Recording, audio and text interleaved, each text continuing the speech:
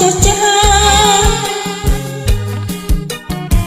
ខ្ញុំមិនត្រូវការរត់ចិត្តបងទេ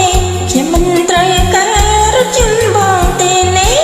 សូដានឹងឯងខ្លាចក្រៅលោកឯងប្តីគេហើយទៅខ្ញុំមិនជឿទេ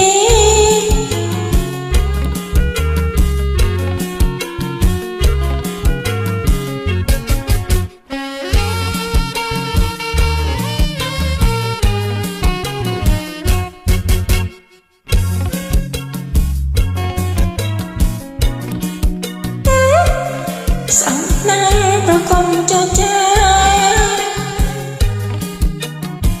ខ្ញុំមិនត្រូវការចិនបងទេខ្ញុំមិនត្រូវការ